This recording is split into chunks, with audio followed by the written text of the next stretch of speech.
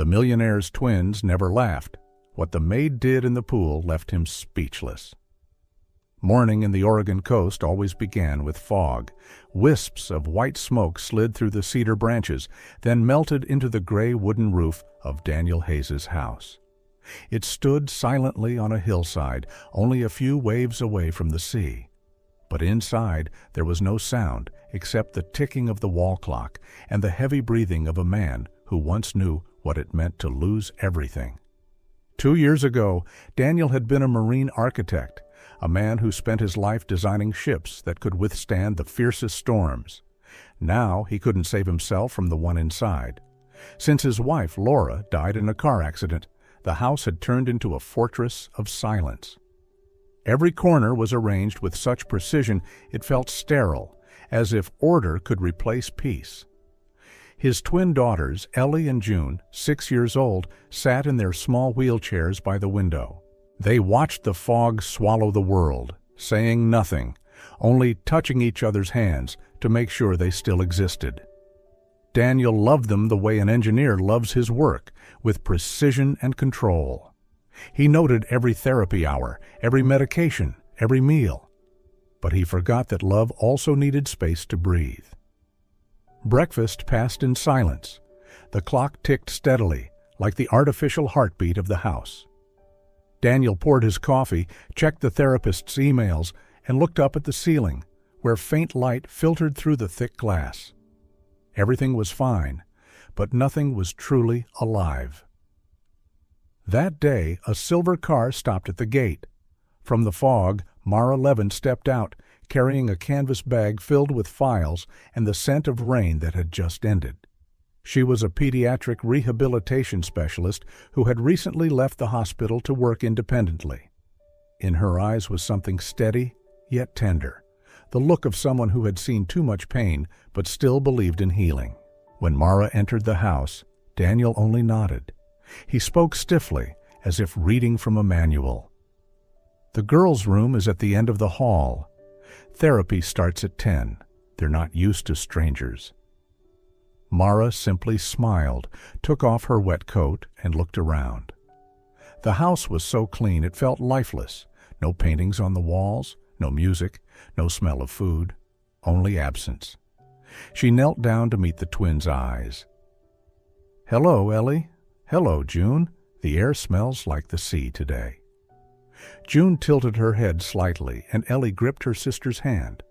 They said nothing, but in that moment, Mara saw what Daniel no longer could, the capacity for hope.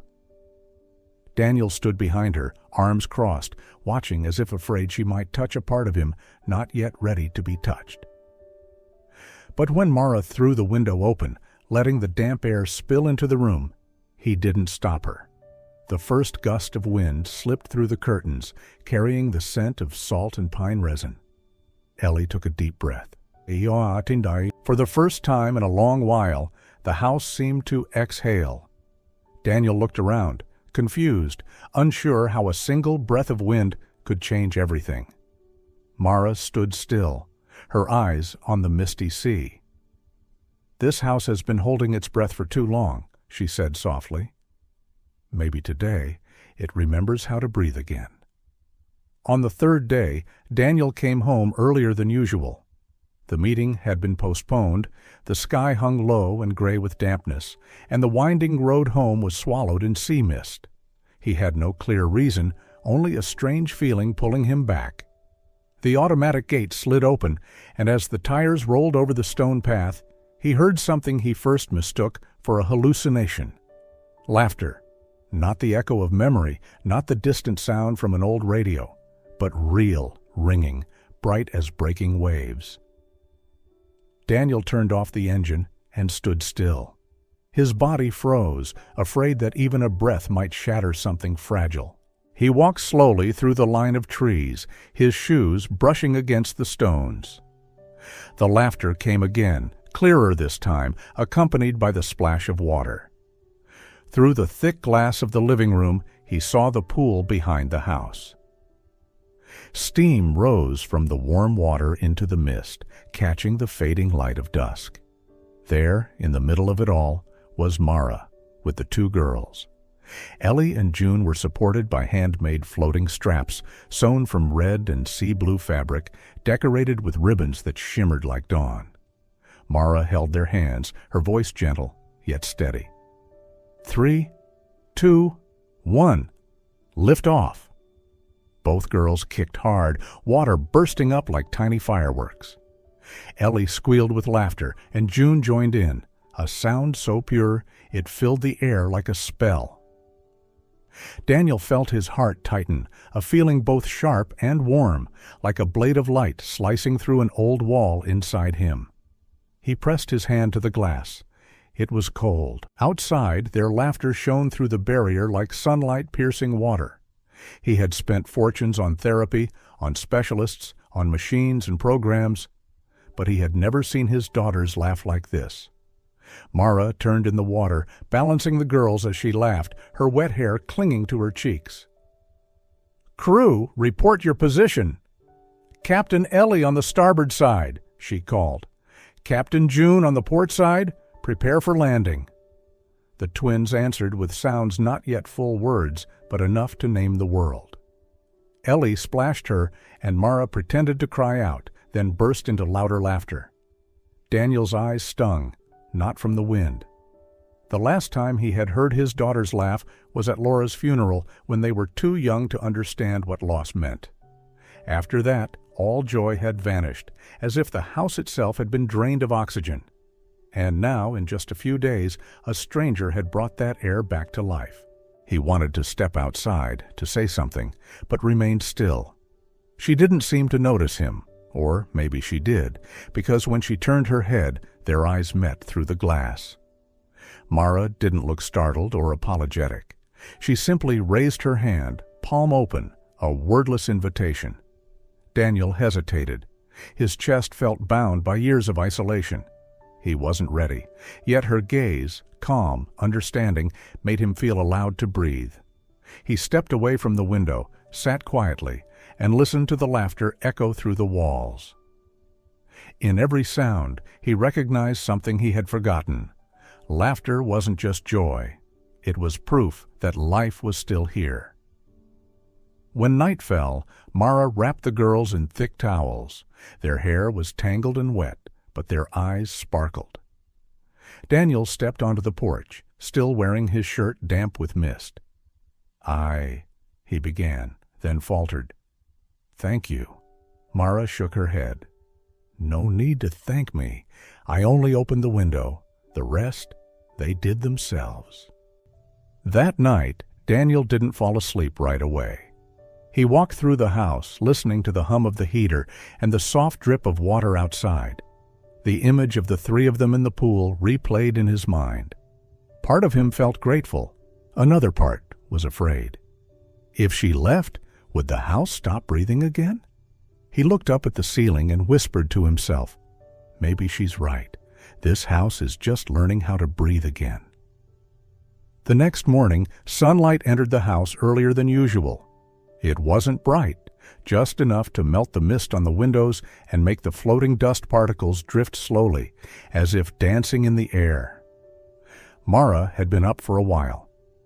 Barefoot, she gathered the dishes left from the night before and turned on soft music in the kitchen, a classic jazz piece, light as breath. When Daniel walked in, he paused. The scent of ripe bananas, fresh strawberries, and milk filled the air, a smell he couldn't remember the last time he'd noticed. Mara was slicing fruit, murmuring to herself as she counted. 1, 2, 3, 4 strawberries, and 1 ripe banana. Ellie and June sat in high chairs beside the kitchen counter, their eyes following every movement she made. Mara turned to them and said gently, "Who remembers what this fruit is called?" Ellie stayed silent.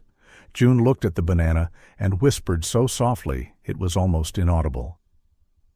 "Banana." Mara looked up, and a smile crossed her face like sunlight touching water. "That's right, banana." Daniel leaned against the doorway. He felt something stir inside him, something small but real. He realized he hadn't heard June pronounce a word so clearly since Laura died. Mara continued, strawberry, blueberry, banana. She spoke slowly, letting the girls repeat after her. Ellie just watched, her lips moving but no sound coming out. Mara didn't push. She poured the fruit into the blender and pressed the button. The machine roared to life, filling the kitchen with noise. June flinched, but Mara didn't turn it off. She simply placed a reassuring hand on the girl's shoulder and said softly, "It's not scary. That's just the blender singing. Every home has its own music if you let it play." Daniel watched that simple scene, something tightening in his throat. He had always believed therapy needed structure, goals, progress reports. But Mara brought no charts, no measurements, only patience. And somehow that patience was changing everything. She poured the smoothie into colorful plastic cups and pushed them toward the girls. "Who wants to try first?" June looked at Ellie, then nervously reached out. The cup tilted slightly, a pink streak sliding down the counter. Daniel instinctively stepped forward, but Mara was quicker. "It's okay," she said, gently wiping it up. "Every astronaut spills a little fuel on their first flight." Ellie giggled, a small laugh, but genuine. Daniel stood still. His heart beat faster, not because of the mess, but because of how Mara turned a mistake into a tender lesson. When things calmed down, Mara took a napkin, wiped June's hands, and whispered, "You know what? You were very brave today." June smiled, the first smile of the morning. Daniel sat down at the table and quietly picked up his coffee cup. He looked around. The kitchen was still the same kitchen, but its colors seemed different. The light had shape, the music had breath, and the silence was no longer heavy. He spoke softly, his voice uncertain. "You make everything seem so easy." Mara turned to him, her eyes neither smiling nor avoiding. "It's not easy," she said, "but the girls already know how to try. They just need someone willing to see it." The words struck him like a quiet touch, straight to the chest. Daniel wanted to argue, to say that he had always seen, always tried, always been there, but he couldn't. He knew there was a difference between being there and truly being present. He took a sip of coffee and noticed the bitterness tasted different, not stronger, but more real. He sat still, listening to the girls' soft laughter, and in that fleeting moment, he understood that maybe healing didn't begin with grand gestures, but with a spilled smoothie, a hesitant word, and a gaze that knew how to wait. Saturday morning, the Oregon sky opened like a streak of silver light. Mara was packing the car trunk, towels, sunscreen, cookies, and 2 small hats embroidered with dolphins. Daniel watched her, still uncertain. "The beach?" he asked, his voice caught between worry and disbelief. "Yes," Mara replied. "It's time." He stayed silent for a long moment. The beach was only a few miles away, yet to him it felt like another world. Since Laura's death, he had never dared to take the girls there. Water was both a memory and a threat. As they drove, the sound of the waves grew louder. The 2 girls sat in the back seat, eyes wide as they gazed out the window. Mara turned, smiling. "Today we have a mission, not to go far, just far enough to see how wide the sky really is." When they arrived, the beach was still empty. The sand was damp and soft, and the wind carried the taste of salt. Daniel stood on the slope, looking down toward the shore, a rising unease swelling in his chest. "The sand's too soft," he murmured. "The wheelchairs won't move easily." "Then we won't use them," Mara said. "I brought something else." She walked to the lifeguard stand and spoke with the woman on duty, a tan-skinned woman with short hair and sharp yet kind eyes. A few minutes later, they wheeled out a special beach wheelchair fitted with wide rubber tires made to roll over sand. Ellie held her breath. June gripped her sister's hand. Daniel stood behind them, wordless. Mara knelt, placing her hands on their small shoulders. "The ocean isn't scary," she said softly. "It's just been waiting for you." She helped each girl into the chair, checked the safety belts, and pushed slowly down the slope. The tires sank slightly, but kept moving. Daniel followed close behind, one hand on the handlebar, his breath uneven. When the water touched the wheels, June gasped. Cold, salty, real. Mara stopped and crouched down to meet their eyes. "The ocean isn't like the pool," she said.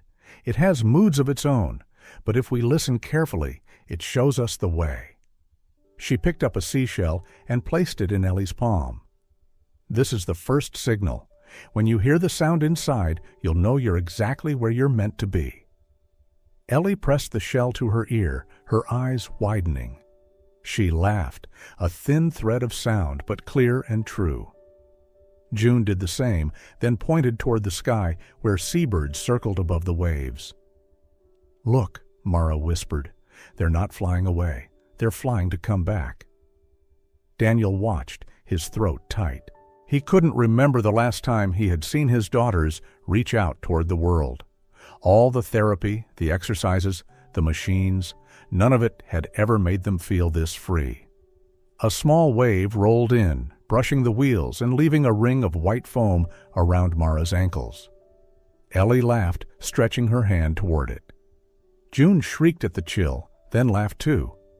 Daniel exhaled, for the first time in months, not from fear, but from release. Mara turned, her gaze gentle. "See? They don't need anyone to push them. They just need someone who believes they can." Daniel looked down at the water shimmering with sky and whispered, "I forgot what this feels like." "What feeling?" "The feeling of being alive among the living." The wind picked up, tossing Mara's hair across her face. She smiled. "The sea reminds us, as long as we're breathing, there's always a way to begin again." They stayed until the sunlight softened. Ellie clutched the seashell in her hand. June rested her head on her father's shoulder, eyes half closed. Daniel sat still, letting the salt settle on his skin, feeling something unfamiliar inside him, like the whole sky had just opened within his chest. On the drive home, no one spoke, but the silence was no longer empty. It felt like breath after a long swim, tired but alive. That night, the rain wasn't heavy, but it was persistent. It tapped against the eaves like the rhythm of an old, unfinished song. Mara had just tucked the girls into bed when she heard Daniel call her name from the end of the hallway. His voice was low, hoarse, strange, like someone trying to keep something from breaking. "Mara, could you come down here for a moment?" She followed his voice. The dim yellow light spilled over the polished wooden floor. Daniel stood before the last door in the hallway, the one she had never seen him open. His hand rested on the doorknob, but he didn't turn it. "What room is that?" she asked quietly. "The music room," he said, hesitating. "Laura's." The name left his lips like a wound reopened. Mara said nothing. She didn't need to. I haven't been inside for 2 years," Daniel went on, eyes fixed on the door. "Neither have the girls." The sound of the rain blended with his uneven breathing. Then, as if gathering every ounce of courage, he turned the knob. The door opened more easily than either of them expected. The air inside was thick with the scent of old paper and wood. Light from the hallway spilled across a black piano covered in dust. On the music stand lay a faded sheet, notes from a song that had never been played one last time. Mara stepped in first. She brushed her fingers over the piano's lid, leaving a streak of light through the dust. Daniel stood at the threshold, his hands clenched until his knuckles turned white. "She used to play every night," he said softly. "For the girls, and for me." He paused, his voice breaking. "When she died, I thought if I kept this room untouched, I'd be keeping her, but all I kept was the emptiness." Mara looked around. On the wall hung an old photograph, Laura smiling brightly, hands poised over the keys, eyes turned toward someone beyond the frame. Mara stepped closer to the stand and lifted the sheet. The title on the first page was written in a delicate hand. The Moon Song. "I've never heard it," Mara murmured. "She wrote it for the girls," Daniel replied, his voice raw, "to lull them to sleep on nights they were afraid of the dark." Mara placed the sheet back on the stand and opened the piano lid. The hinge creaked softly, like an exhale after 2 years of held breath. She turned to Daniel. "Would you like to try?" He shook his head. "I've forgotten how." Mara sat on the bench without another word and placed her fingers on the keys. The first note trembled out, faint, cracked, but real. Daniel watched her hands, then his own. "I don't remember the melody." "You don't have to," she said, eyes still on the piano. "Just let it come." He sat beside her. They said nothing, listening to the rain outside. Mara pressed one chord, then another. Daniel joined in, pressing a nearby key, off-tempo, wrong, but she didn't correct him. Gradually, the scattered notes began to connect, forming a fragile, uneven melody. Imperfect, but alive enough to wake the room from its long sleep. In the middle of that hesitant tune, Daniel closed his eyes. He saw Laura sitting exactly where Mara was now, her face glowing in the golden light of a long-ago night. He couldn't remember the words she sang, only the feeling, warmth, safety, and the quiet belief that he could still live. A note fell soft, then silence. "Do you hear it?" Mara whispered. "Hear what?" "This house just breathed." Daniel opened his eyes. She was right. The air in the room felt different, expanded, lighter, more alive. It was as if the house itself was listening. He placed his hand on the key he'd struck wrong before and played it again. This time, right. Mara smiled. "See? There's no mistake that can't be fixed. You just have to dare to play again." The music continued, gentle and steady, blending with the sound of rain, like a heartbeat rediscovering its rhythm. And in that moment, Daniel wasn't thinking about loss anymore. He was thinking about existence. When the music ended, Mara softly closed the piano lid. Daniel looked at her, not to say thank you, not to apologize, just to look. In that glance, something had shifted, an acceptance, a wordless promise. They left the room without closing the door. The light from the hallway spilled inside, touching the black and white keys like moonlight gliding over water. That night, for the first time in 2 years, Daniel heard a different sound in the house. The wind moving through the hallway no longer echoed into emptiness, but blended with the quiet breath of a home learning to live again. The next afternoon, the sky hung low and heavy, as if waiting to break open. Wind swept through the palms around the seaside villa, rattling the windows.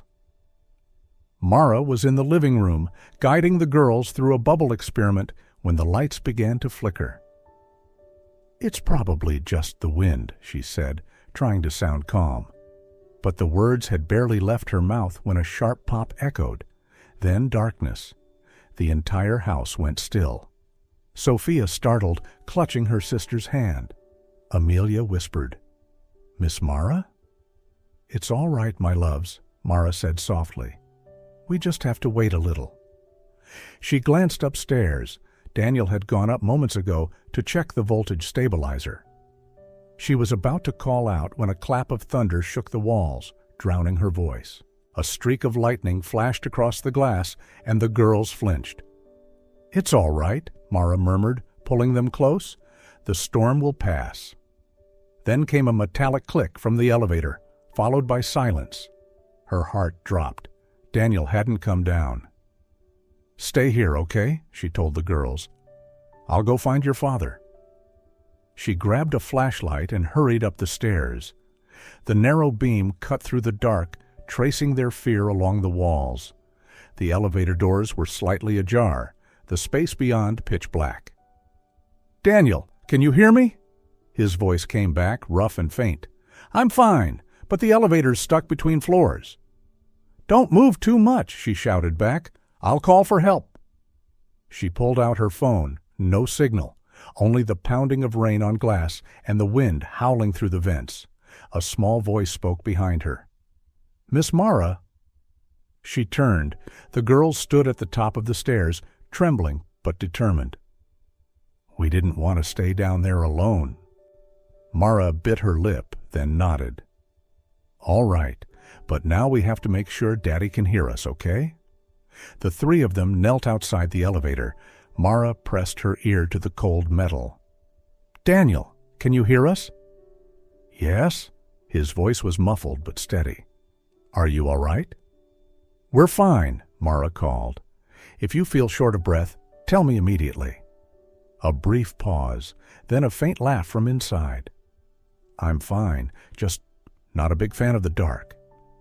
"I know," Mara said gently. "Then let's do what you used to teach the girls."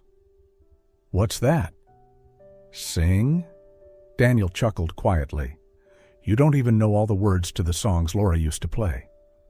"I don't need to. I'll guess the missing ones." She began softly, voice trembling. "I'll find you on the moon." Sophia looked at her sister and joined in, their small voices weaving through the rain. Amelia followed a beat later. Together the three voices rose through the hallway, delicate yet sure. From inside the dark shaft, Daniel tapped his fingers against the metal wall, keeping rhythm. And so, Laura's song lived again. Not perfect, not complete, but real. Mara closed her eyes and kept singing, as if soothing her own fear. She knew music couldn't open doors, but it could keep a heart from collapsing before help arrived. Nearly 20 minutes later, a shout came from below. "Anyone up there?" Mara called out. "Here, he's stuck between the second and third floors." Metal groaned as tools clanked. Slowly, the elevator door creaked open, a beam of light slicing through the dark. Daniel sat there, sweat-drenched but smiling. "You did well," he said as they pulled him out. "No," Mara replied. "We did well." The girls ran to him, wrapping their arms around his neck. "See, Daddy?" Sophia whispered. "Mom's song still works." Daniel laughed, his voice breaking. He drew Mara into the embrace, not out of hesitation, but because he knew if he didn't, he might fall apart. The storm outside raged on, but inside, the house had stopped trembling. That night, they ate dinner by candlelight. No one mentioned the elevator, only what they wanted to do tomorrow. When the girls were asleep, Daniel stood by the window, watching the rain fade. Mara approached quietly. "I thought I was going to lose them again," he said softly. "But you didn't," she answered, "because you're not alone anymore." He turned to her, smiling for the first time without weight in it. "Thank you for being here when the house forgot how to breathe." "I only helped it remember," she said, "but you gave it a heartbeat." The last drops of rain ceased. Across the sky, a silver streak broke through. Not lightning this time, but the moon returning. The morning after the storm, the sun rose early and gentle. Light poured through the glass panes, touching the droplets that still clung to the stair railing, making them shimmer like threads of silver. Daniel stood in the kitchen, coffee cup in hand, watching the scene. Everything looked the same, and yet not the same at all. The air carried the scent of something new, something he didn't yet dare to name. Mara entered, her hair tied up, a pale streak of blue paint on her shirt. "You're up early," she said, smiling. "I was going to finish painting the study wall." "Have you started already?" he asked. "Yes, but I think maybe the girls should pick the colors themselves." The twins appeared right then, each carrying a small paint can. "I choose morning sea blue," Sophia announced. "And I choose warm sun orange," Amelia added. Daniel laughed softly. "Those colors don't go together at all." "But they go with us," both girls replied in unison. Mara laughed, and Daniel simply nodded, as if agreeing to a new rule of the house. Things didn't have to match, only to be real. They began with the small room beside the stairs, the one that used to be a storage space. Mara spread out the tarp, and the girls took turns painting. Daniel intended to stay in the doorway and watch, but Sophia tugged his sleeve. "Daddy has to paint too." He hesitated. "I've never done this before." "Even better," Mara said. "Art doesn't need experience." She handed him a brush. At first he painted in stiff, cautious strokes, but his hand gradually relaxed. The paint bled beyond the edges, forming uneven streaks of color. Sophia clapped her hands. "It looks like ocean waves." Mara glanced at Daniel. He was smiling. Not the polite or practiced kind, but a genuine one, rare, unguarded, and warm. By noon they took a break and sat on the floor eating sandwiches. Amelia brought out a large sheet of paper and scrawled across it, "Room of light. No one is allowed to be sad here." All three signed underneath. Then Mara added her name in small, neat letters. Mara Levin.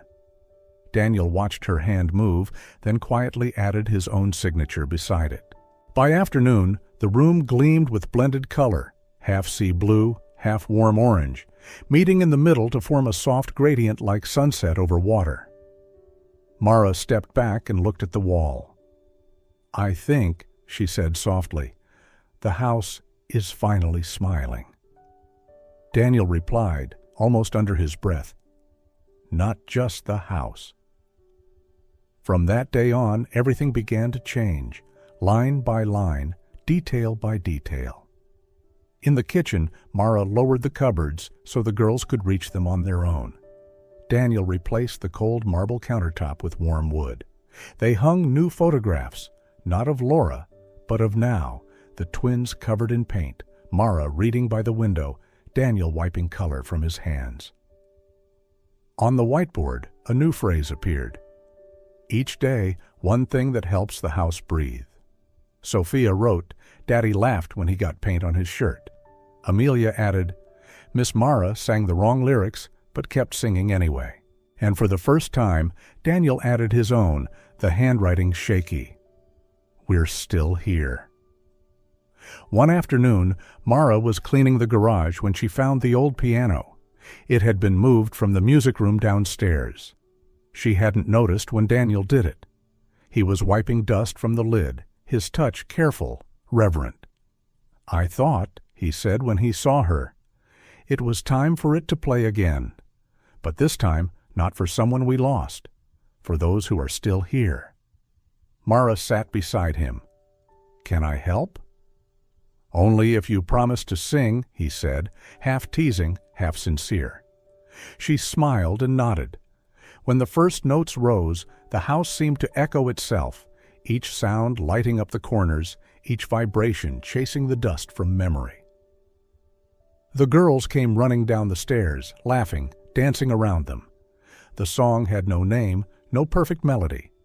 But it was alive, just like them, people once broken, now learning to stand again, shaped but not defeated by what had hurt them. That night, they all stepped outside. The distant sea murmured softly, its waves glinting silver. Mara brought a photograph, the one taken of all four of them the morning after the storm. She taped it to the kitchen wall beside the words, "We begin from here." Daniel watched for a long while. "The house really has changed color," he said quietly. "Not just the walls," Mara replied. "The people inside, too." He turned to her. In his eyes, the moonlight reflected in two thin silver lines. "Thank you, Mara, for not leaving when everything was gray." "I couldn't," she said with a small smile. "I've always believed gray is still a color, if you know how to mix in a little light." And somewhere within that newly colored house, something began to breathe in a brand new rhythm. That night, after Mara had gone upstairs, Daniel sat with the girls in the living room. On the table lay a blank sheet of paper and 3 cups of warm milk. "Daddy has something to tell you," he said, his voice a little unsteady. The girls looked at each other with an unusual seriousness. "What is it, Daddy?" "I think it's time we asked Miss Mara something." "Ask her what?" Sophia tilted her head. He drew in a deep breath. "I want to marry her." The room went silent for a few seconds. Then Amelia's eyes went wide and she squealed, "Really?" Daniel laughed and nodded. "But I only want to do it if you both agree." Sophia ran over and hugged him. "Daddy, Miss Mara makes the best cakes in the world. Of course we agree," Amelia added, "and she sings the moon song without messing up now." Daniel laughed again, a warm, easy sound, like golden light filling the house. "Then we need a plan, a secret plan." The 3 of them huddled over the table, whispering like little spies. Amelia would be in charge of making the card. Sophia would choose the place.